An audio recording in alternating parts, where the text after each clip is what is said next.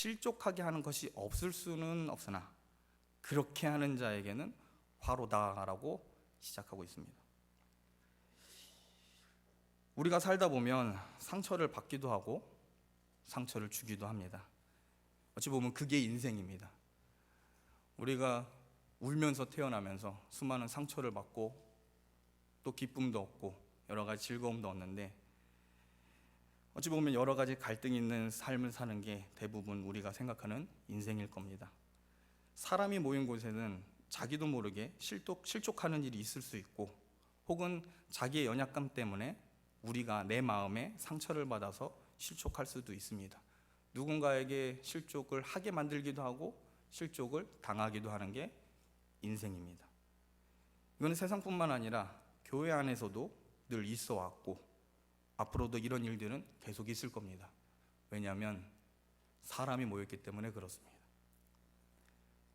사람이 모인 곳이라면 당연히 일어날 수 있는 것이 갈등인데, 우리 주님은 제자들에게 실족하는 일들에 대해서 아주 부담스러운 말씀으로 경고하고 계신다는 겁니다.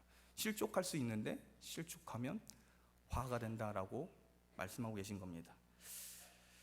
예수님은 실족해 하는 일이 없게 하기 위해서 무엇을 해야 하는지에 대해선 17장 3절부터 4절에 이렇게 말씀하고 계십니다. 우리 누가복음 17장 3절 4절 말씀 우리 한 목소리로 같이 읽도록 하겠습니다. 같이 읽겠습니다.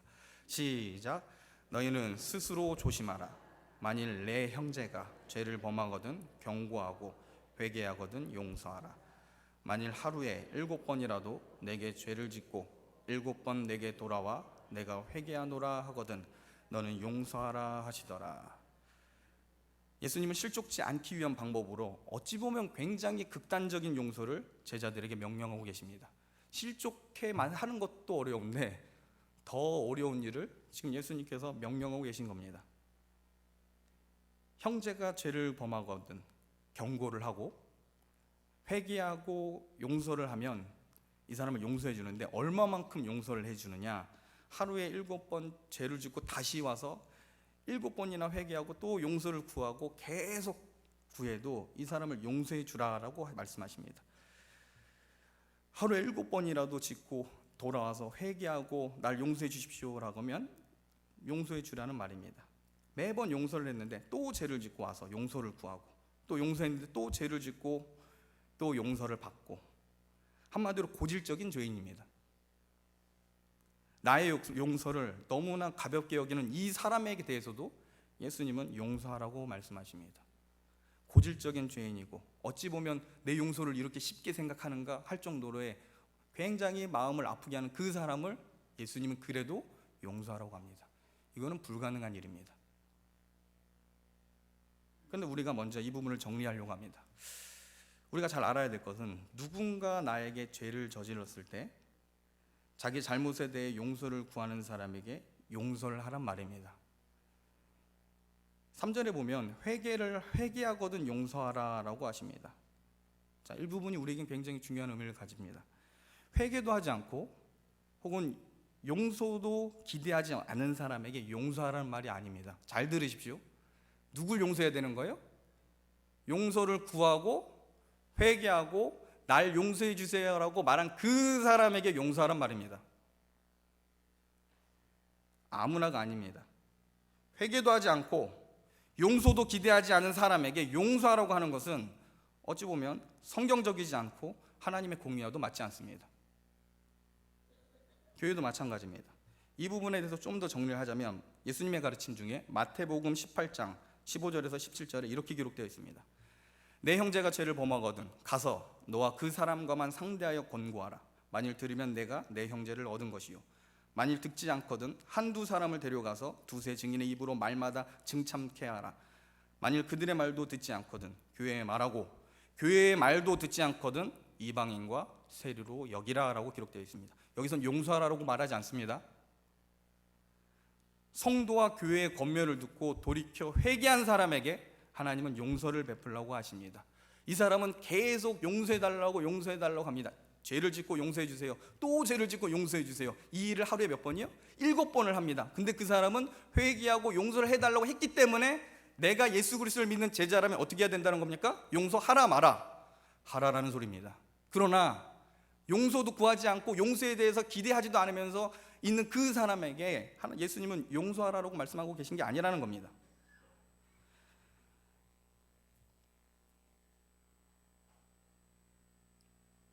사랑의 하나님을 섬기기에 무조건 용서해야 한다고 하는 주장하는 것은 성경적이지 않습니다. 오늘 현대교회의 가르침이, 혹은 현대교회 세상 사람들이 그렇게 증언합니다.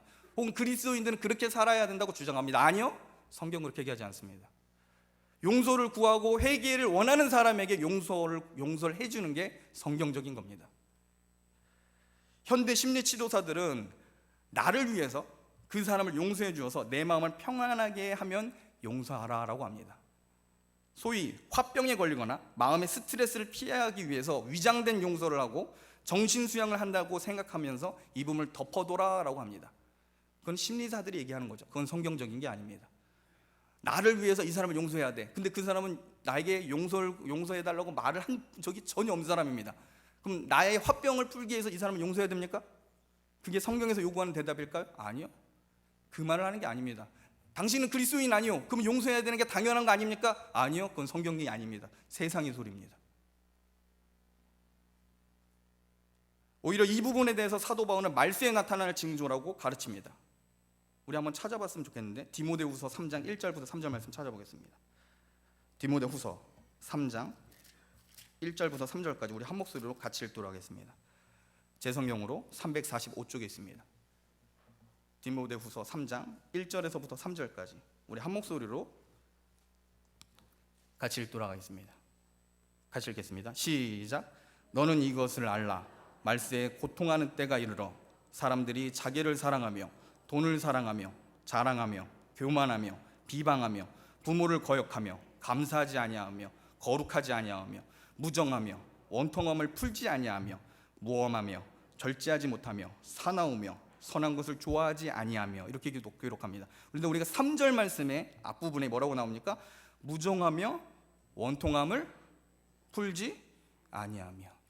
이게 말세에 나타날 징조입니다. 여러분, 나에게 용서를 구하지 않는 사람에게 용서하십시오. 이게 무슨 소리입니까? 나는 원통해 죽겠는데, 나는 이 말을 듣고 이 상처를 받아서 아픈데 이 사람은 나에게 용서를 구하지 않습니다. 그 사람은 어떻게 해요? 그냥 용서하게 되면 그게 무슨 말입니까? 원통함을 풀지 아니하며가 되는 겁니다. 그건 용서가 아닙니다. 위장된 용서죠. 하나님은 우리를 너무나 잘 아십니다. 그분께서 우리를 만드셨기 때문에 진정한 용서가 어디서부터 시작되는지 말씀하고 알려주시는 분입니다. 원통함을 풀지 못함이 뭐냐? 바로 회개 없는 용서를 용인하고 원통해도 하소연을 할 수 없는 이 말세 때를 사도 바울이 묘사하고 있는 겁니다. 그러므로 성도는 회개하지 않고 용서하지 않은 악인들에게 대해서 용서할 필요가 없습니다. 예수님 말씀대로 그러한 사람은 이방인과 세리로 여기라고 말씀하십니다. 그걸 따르면 됩니다. 회개치 않은 자는 교회 공동체에 끊어진 자이고 성도도 아니고 하나님 나라의 외인인 겁니다. 그들을 향한 하나님의 진노와 심판이 임할 때까지 우리는 아무 상관하지 않으면 됩니다. 단지 미운 감정과 분노의 감정이 여러분의 마음을 감싸지 않도록 마음을 추스릴 필요는 있을 겁니다. 하나님 나라의 외인과 같이 버려진 사람을 용서하지 못한 것으로 인해 죄책을 가질 필요는 없습니다. 내가 이 사람을 용서하지 못하네, 난 사랑에 부족한가 봐, 이렇게 생각하지 말라는 겁니다. 다시 본문으로 돌아오겠습니다. 다시 본문으로 돌아서 제자들은 이 고질적인 죄인, 내 용서를 가볍게 여기고 또 죄를 짓고 용서해달라고 하는 그 죄인에 대해서 계속 용서를 구하는데, 어찌 보면 이 사람은 제가 볼 땐 악한 것 같지만 약한 사람일 겁니다. 용서를 해주세요 해가지고 용서를 받습니다. 근데 나가서 또 죄를 짓습니다. 그리고 나에게 다시 와서 용서해 주세요라고 합니다. 여러분, 그 사람을 어떻게 생각해야 됩니까? 악한 사람입니까? 약한 사람입니까?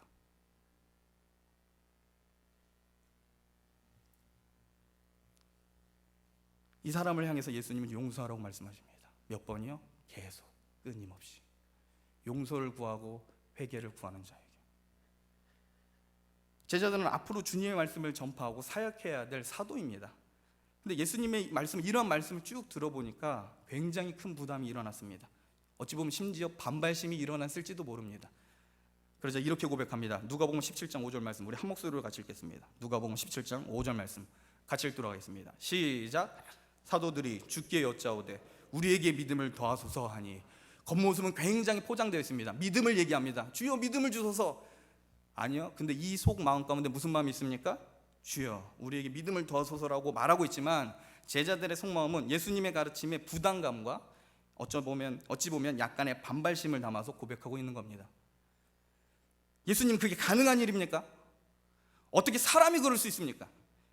이렇게 말하는 겁니다.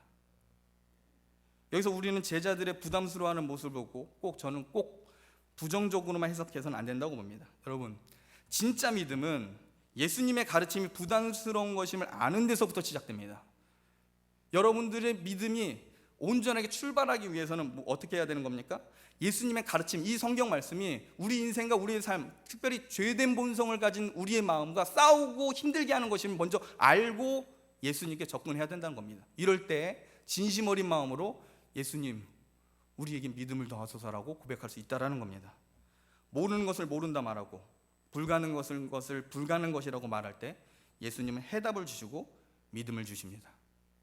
이런 부담감 없이 하나님 나라를 말하고 이웃 사랑을 말하는 사람들은 어찌 보면 맹목적인 사람이고 위선자일 가능성이 큽니다. 믿음 쉽더라, 신앙생활 하는 거 쉽더라. 여러분, 그런 사람이 믿음을 얘기하고 사랑을 얘기한다고 생각해 보십시오. 이 사람은 하나님 말씀을 안 읽어본 사람입니다. 이분은 정말 살아계신 하나님과 직면하면서 지혜와 싸워본 경험이 없는 사람입니다. 사도들은 하나님과 예수님과 동행하는 삶을 살았기 때문에 이 엄중하신 말씀이 얼마나 부담스러운 것인지 이들은 알고 있었기에 이렇게 얘기를 한 겁니다.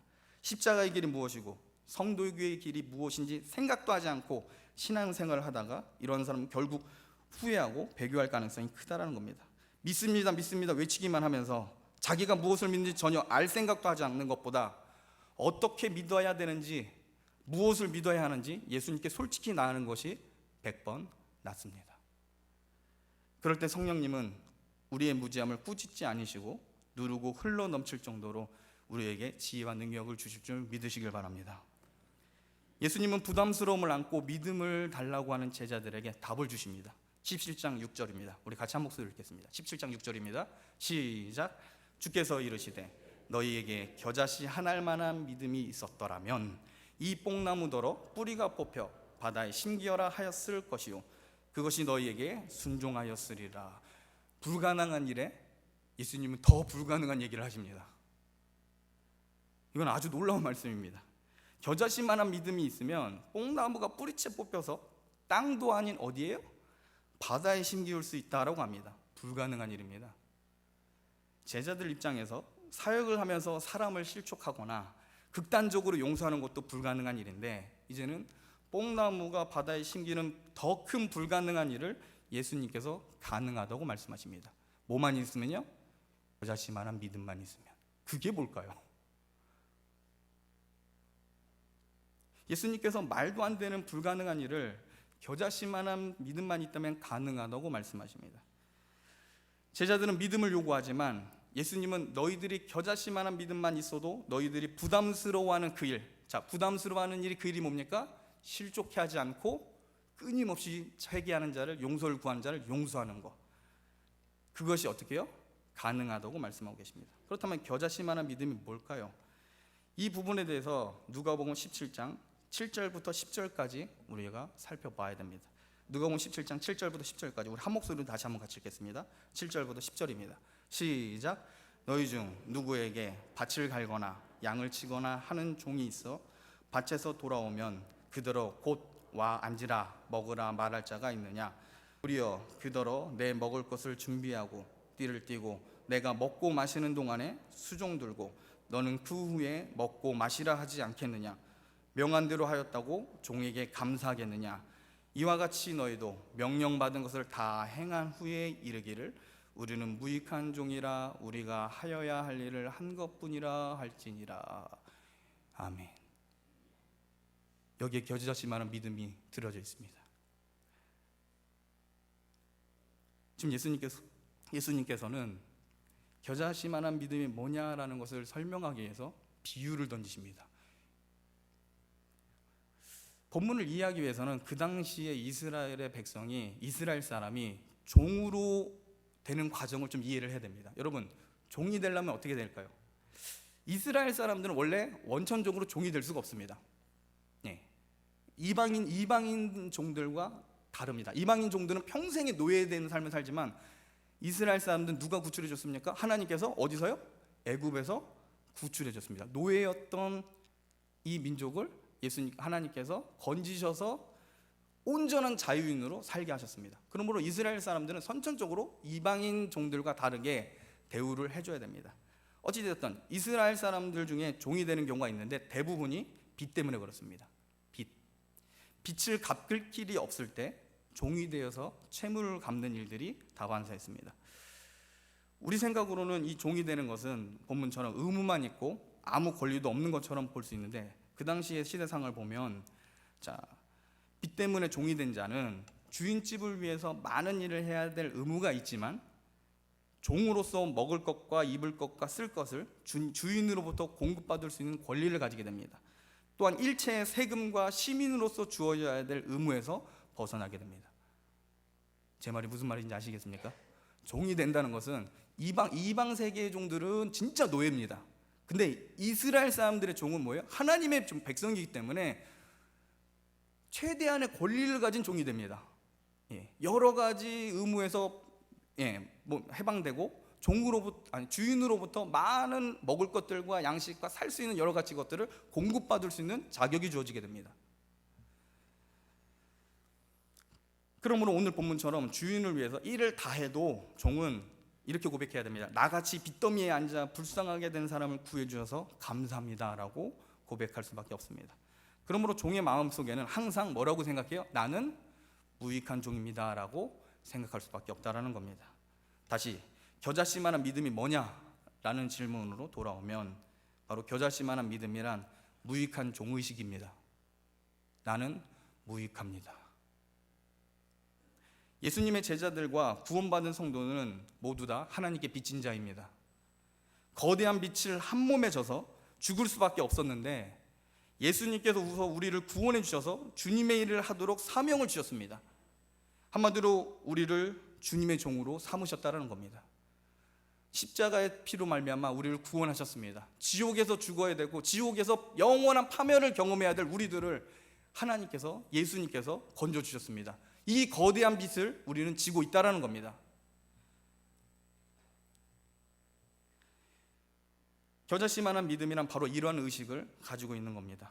계속 용서를 구하는 자를 수도 없이 용서해야 되고 사역을 하는 중에 실족하지 않게 하려고 최선을 다해야 하는 이유가 뭐냐? 바로 주님께서 주시는 하나님의 사랑 때문입니다. 우리가 받은 이 빚 때문에 나는 나에게 계속 용서를 구하는 사람을 용서해 줄 수밖에 없는 겁니다. 또한 연약한 자를 실족하지 않도록 몸부림을 치면서 최선을 다해서 좋은 관계를 맺으려고 애쓰려는 이유가 뭡니까? 바로 예수님께, 하나님께 우리가 복음에 빚진 자들이기 때문에 그렇다라는 겁니다. 지옥에 가야 될 우리를 예수님께서 십자가의 피로 용서하시고 게다가 하나님의 영광스러운 일을 위한 주님의 도구로 사용하여 주셨다는 것을 믿으면 우리는 이 모든 것을 감당할 수 있다는 겁니다. 제자들은 지금 그 부분이 부족한 겁니다. 이 불가능한 일을 어떻게 합니까? 아니, 할 수 있어. 왜? 너희는 빚진 자니까. 예수님 안 만났으면 아무 쓸모가 없는 인생인데 너희는 나를 만나서, 성자 하나님 대신 그 나를 만나서, 예수님을 만나서 너희들이 변화됐으니까 너희들의 그 빚진 심정과 마음을 가지고 어떻게 해요? 실족하게 하지 않으려고 최선을 다하라는 겁니다. 또 회개하고 용서를 구하는 자들을 최선을 다해서 용서하라고 말씀하고 계신다는 겁니다. 이게 바로 겨자씨만한 믿음의 비밀입니다. 자기를 무익하다고 하면서 겸손하게 주어진 일을 행한 자에게 우리 주님은 복을 주십니다. 근데 오늘 본문을 보면 그런 것 같지는 않습니다. 그렇지 않습니까? 오늘 본문의 주인의 태도가 굉장히 이상합니다. 자, 누가복음 17장 9절 10절 말씀, 우리 한 목소리로 같이 읽겠습니다. 누가복음 17장 9절 10절 같이 읽겠습니다. 시작.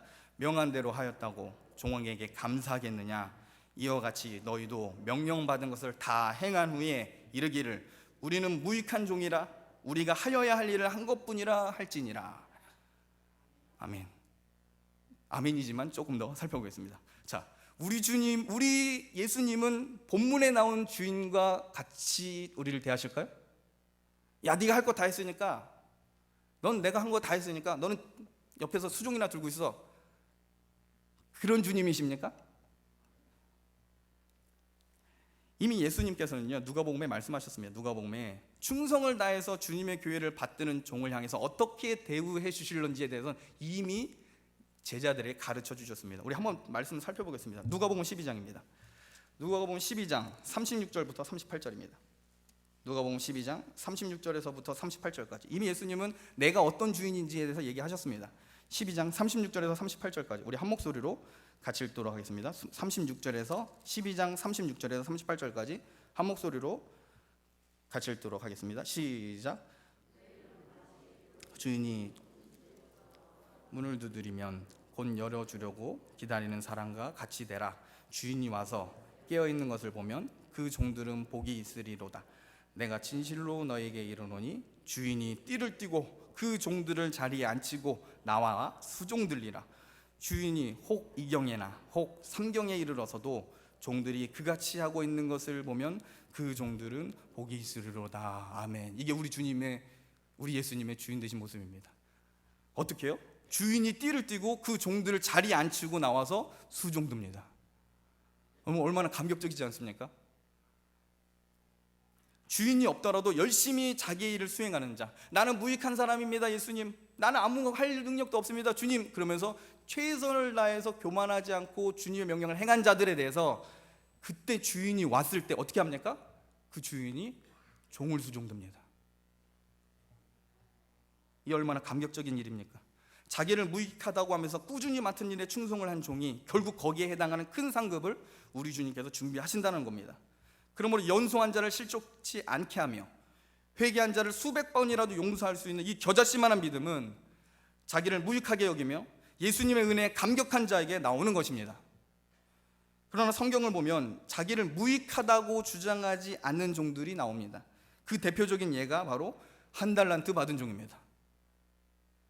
이 한 달란트 받은 종은 주인이 어떤 사람인지를 잘 안다고 스스로 착각한 사람입니다. 그러니까 주인 앞에 결산할 때 뭐라고 합니까? 내가 주인님을 너무 잘 압니다. 당신은 어떻게 해요? 뿌린 곳에서 거두시는 분이 아닙니다. 해치는 데서 거저 얻는 분이 아님을 내가 압니다. 한 달란트 내게 주셨는데 이거 받으십시오. 자, 이 한 달란트 받은 종은 자기 주인을 잘 안다고 생각했습니다. 근데 정말 잘 안 겁니까? 아니요. 한 달란트 받은 종은 당시에 바리새인과 종교 지도자들의 모습이 많이 닮아 있습니다. 이들은 하나님을 잘 안다고 하면서 종교적인 횡포와 억압으로 백성들을 괴롭혔습니다.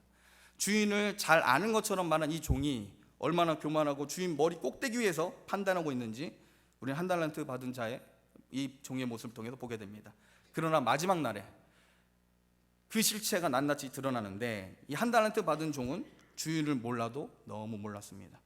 그러면 우리는 무익한 종의 자세를 취해야 됩니다. 예수님의 은혜 복음에 취하면서 우리는 실족치 않도록 혹은 용서를 구하고 회개하는 자들을 바라다 줄 수 있는 넉넉함들이 우리 가운데 있어야 된다는 겁니다. 말씀 마치겠습니다.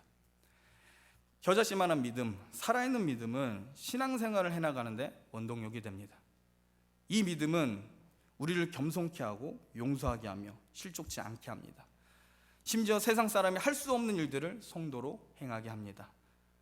뭔가 내세우고 싶고 자랑할 만한 일들이 내 안에 발견되더라도 여러분은 끝까지 나는 무익합니다 라고 충성을 다하십시오. 거기에 복이 있습니다. 우리는 얼마나 자기 지혜를, 자기의 장점을 자랑하고 싶은지 모릅니다. 이 교만함 때문에 실족하는 사람이 생기고 회개하는 사람을 판단하고 용서하지 못한 마음이 생기기도 합니다. 우리는 이러한 죄를 극복해야 됩니다. 이것이 겨자씨만한 믿음의 결과가 됩니다. 주님이 오시면 이렇게 묵묵히 주의 일을 수행하는 충성스러운 자들에게 상 주시는 날이 올 것입니다. 우리는 이 날을 기대하며 우리는 실제적으로 유익하지만 무익하다고 주장하는 성도로서 사시는 우리 각자 성도님들이 되길 바랍니다. 이것이 바로 예수님께서 원하시는 제자의 삶입니다. 기도하겠습니다. 사랑 은혜가 풍성하신 하나님, 주님께서 우리를 구원하신 그 은혜가 너무나 큰데 이를 깨닫지 못하고 교회와 사람 앞에 자기를 드러내려 했던 우리 본성을 용서하여 주시옵소서. 우리가 빚진 자의 마음과 무익한 종의 심정으로 자기를 부인할 수 있도록 하나님 지혜를 주시옵소서. 또한 회개치 않는 자를 향한 하나님의 진노의 무서움을 깨닫게 하시고 예수님의 엄중한 말씀을 따르게 하시되 회개하고 돌이킨 자녀들을 향하여 따뜻한 사랑의 손길을 펼 수 있도록 하나님 우리를 복되게 하여 주시길 간절히 바라고 원합니다. 주님의 나라를 위하여 충성을 다하는 무익한 종들을 그냥 두시지 아니시고 그 날에 우리의 발을 닦아주시며 위로해 주실 주님을 우리가 소망합니다.